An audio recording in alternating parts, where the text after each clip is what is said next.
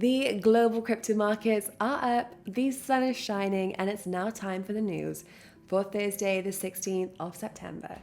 I'm your host Jessica, and make sure to stick around to the end of the video. We'll take a look at two familiar faces in crypto that have made quite an influential mark. Well, in today's news, OpenSea has reported an activity of insider trading and is bringing in a third party to investigate. As anti-crypto protests continue in El Salvador, people take to the streets to vandalize and light Bitcoin ATMs. And Time Magazine's Top 100 list features some familiar faces in crypto. So let's jump straight in. OpenSea, the largest NFT trading platform, has made the information public that a senior employee has used insider trading to profit from NFTs. The employee in questioning would purchase NFTs that they knew would be placed on the homepage, and typically NFTs that had such exposure on the homepage of OpenSea's platform would significantly increase in value following the additional exposure. OpenSea do plan to bring in a third party to help deal with the issue and made a statement saying, "We're committed to doing the right thing for our users and earning back the trust of the community that we serve." The issue was first spotted on Twitter with the user ZooTV referencing a few secret wallets that appear to be buy your front page drops before they're listed, then selling them shortly after the front page hype spikes for profit. OpenSea have called the revelations incredibly disappointing. Regulations like the ones seen in traditional markets have yet to be fully implemented across newly popular crypto and NFT platforms.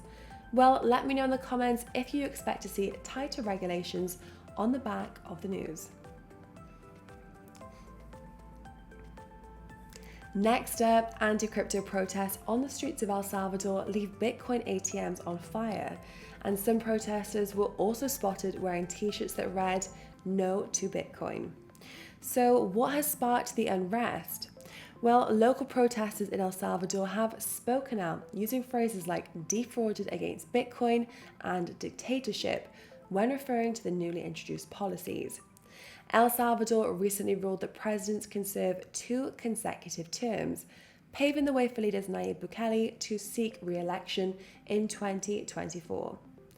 There is also a feeling locally that El Salvador rushed the decision to embrace Bitcoin as legal tender. Crypto journalist David Gerard said the decision to force Bitcoin on consumers has not gone down well.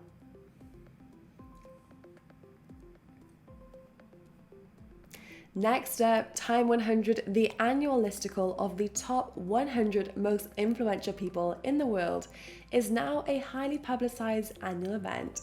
And this event, for the first time, features some key crypto players. Vitalik Buterin made it onto the list, and for each entry, there is a glowing write-up. For Buterin, a large amount of credit was given to him building a huge industry ecosystem. The writer noted that Buterin couldn't have possibly come up with all the use cases for Ethereum, DeFi, and NFTs, but he added, "It did take one person's idea to get it started." He also added that, "I've never been more excited about the potential of the internet, and that's largely thanks to Vitalik." Elon Musk also made it onto the list, with his write-up focusing more on the SpaceX element of his work. His write-up stated he's offering a model for how we can solve the big exponential challenge in front of us. And I wonder if that includes his plans to send his satellite Doge to the moon. Well, that's all for our news for today. Make sure to check back in tomorrow for some fresh topics by subscribing to our channel. And if you do have any questions about the wild world of crypto, you can always ask Alex in the description box below. I've been your host Jessica, and see you all again next time.